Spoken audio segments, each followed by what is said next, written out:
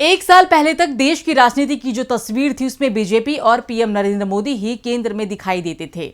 चुनाव कोई भी हो, वो किस मुद्दे पर लड़ा जाएगा ये तय बीजेपी करती थी। बीजेपी चुनाव का मुद्दा सेट करती थी और फिर विपक्ष उस मुद्दे पर चुनाव लड़ता था। मोदी सरकार कोई बड़ा फैसला करती थी और उस फैसले को लेकर देश पक्ष और विपक्ष में बढ़ जाता था और उसी तरह से बीजेपी और विपक्ष दल अपना अपना पक्ष चुन लेते थे। कुल मिलाकर हालात ये थी कि विपक्ष को बीजेपी के मुद्दे पर ही चुनाव लड़ना पड़ रहा था। लेकिन कर्नाटक विधानसभा चुनाव के बाद हालात पूरी तरह से बदल गए हैं। खासतौर पर कांग्रेस ने अब तय कर लिया है कि चुनाव उन मुद्दों पर होगा जो जनता के मुद्दे हैं। बीजेपी अगर कोई मुद्दा लाती है तो पार्टी पहले ये तय करेगी कि उस पर जवाब देना है या फिर नहीं, लेकिन केंद्र में वो ही सवाल रहेंगे जो जनता से सीधे जुड़े हों, उसकी आर्थिक और सामाजिक स्थिति से जुड़े हों, ना कि भावनात्मक, जो सिर्फ चुनावों के समय उठाए जाएं और चुनाव के बाद भुला दिए जाएं।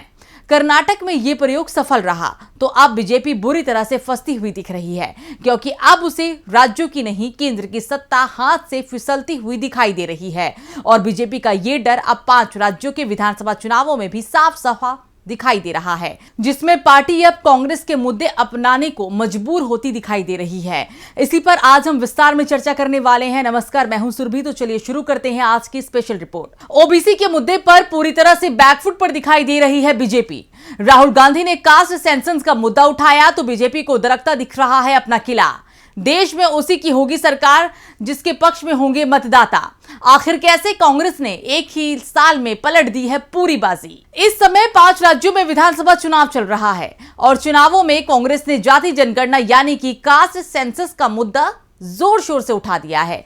कांग्रेस सांसद राहुल गांधी अपनी हर चुनावी रैली में इस मुद्दे को उठा रहे हैं। उनके भाषण का बड़ा हिस्सा कास्ट सेंसस का होता है। कांग्रेस ने जिसकी जितनी संख्या भारी उसकी उतनी भागीदारी का नारा बुलंद कर दिया है। अपने चुनावी वादों की पोटली में राष्ट्र स्तर पर जातिगत जनगणना की गारंटी भी दे दी गई है।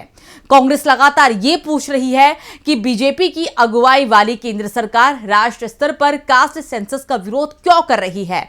विपक्ष को भी पता है कि ओबीसी वोट ही राज्य और केंद्र की सत्ता को तय करेगा। बीजेपी 2 बार से केंद्र की सत्ता में है तो इसके पीछे उसे मिला ओबीसी वर्ग का समर्थन ही सबसे बड़ा कारण भी है। राहुल गांधी भी साफ साफ कह चुके हैं कि 2024 में मोदी सरकार जाएगी और उनकी सरकार आएगी तो सबसे पहले कास्ट सेंसस भी कराया जाएगा।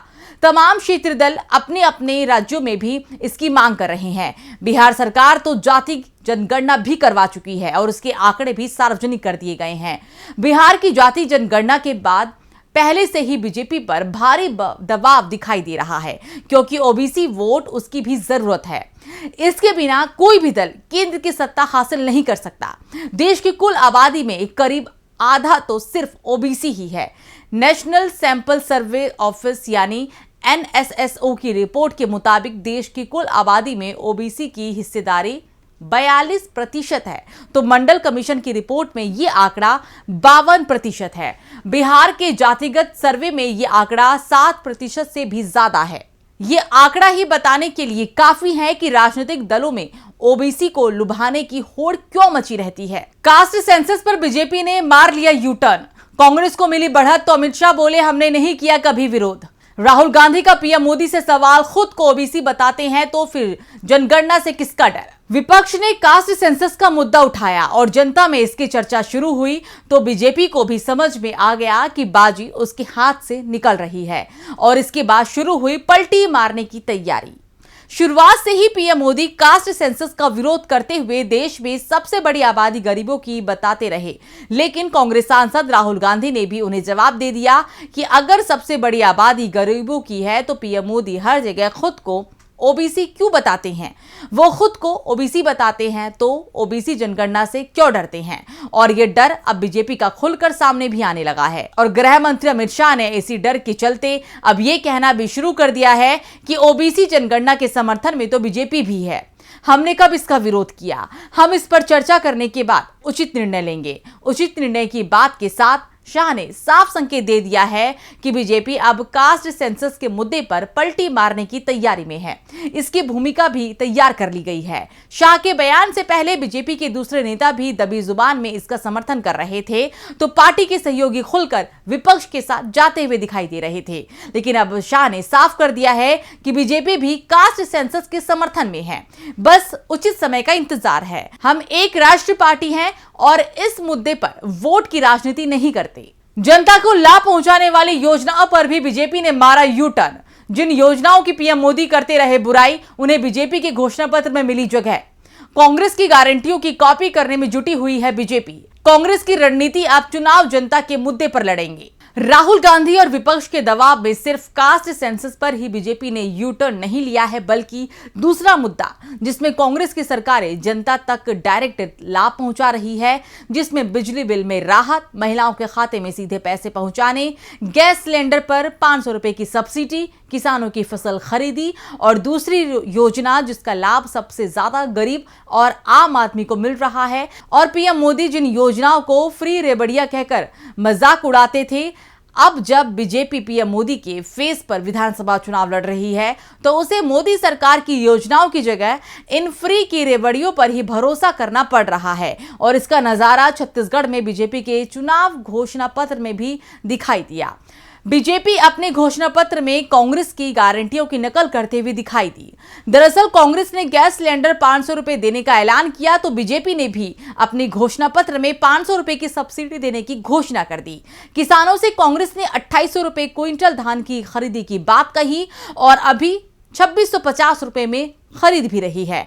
तो बीजेपी ने 3100 रुपए में धान खरीदी की बात अपने घोषणा पत्र में शामिल कर ली, जबकि किसान केंद्र की मोदी सरकार से एमएसपी पर कानून बनाने की मांग कर रहे हैं और इसे मोदी सरकार मानने को तैयार भी नहीं दिख रही है। लेकिन राज्यों में वो एमएसपी से भी ज्यादा कीमत पर किसानों की फसल खरीदने को तैयार है, क्योंकि कांग्रेस की सरकार ऐसा काम कर रही है। इसके अलावा भी और भी कई ऐसे मुद्दे हैं जिसमें छत्तीसगढ़ के बीजेपी के घोषणा पत्र में शामिल कर लिया गया है, जिनकी गारंटी भी कांग्रेस ने ही दी है। बस अब इंतजार इतना है कि कांग्रेस ने जो गारंटी दी है, बीजेपी ने अपने घोषणा पत्र में उससे ज्यादा देने का ऐलान कर दिया है। यानी ये साफ हो गया है कि इस बार के लोकसभा चुनाव के मुद्दे बीजेपी नहीं, विपक्षी दल और खासतौर पर कांग्रेस नेता राहुल गांधी सेट करेंगे। राहुल गांधी तो इससे पहले ये भी बात कह चुके हैं कि पीएम मोदी कास्ट सेंसस की बात कहेंगे। कांग्रेस की गारंटियों को वो फ्री रेवड़िया कह रही हैं, लेकिन वो भी कांग्रेस की गारंटियों को देने के लिए मजबूर होंगे, लेकिन मोदी की गारंटी पर कोई भरोसा नहीं करेगा। और इस बार बीजेपी की सबसे ज्यादा परेशानी यही बनी हुई है। बीजेपी की चिंता है कि अगर उसके मुद्दे पर चुनाव नहीं हुआ, राष्ट्रवाद और हिंदुत्व लोकसभा चुनाव में मुख्य मुद्दा नहीं बना, तो फिर उसके लिए चुनाव जीतना बेहद मुश्किल हो जाएगा। और हिंदुत्व के मुद्दे को चुनाव में उठाने के लिए ही चुनावों से कुछ दिनों पहले ही अयोध्या में राम मंदिर का उद्घाटन भी कराया जा रहा है और ये काम भी पीएम मोदी के हाथों से ही कराया जा रहा है। लेकिन विपक्ष ने भी साफ कर दिया है कि उसे अब कोई चुनाव बीजेपी के मुद्दे पर नहीं, जनता के मुद्दे पर लड़ना है। स्पेशल रिपोर्ट में फिलहाल मुझे दीजिए इजाजत। चैनल को सब्सक्राइब करेगा। अगर वीडियो आपको पसंद आए तो ज्यादा से ज्यादा लाइक और शेयर करना मत भूलिएगा। नमस्कार।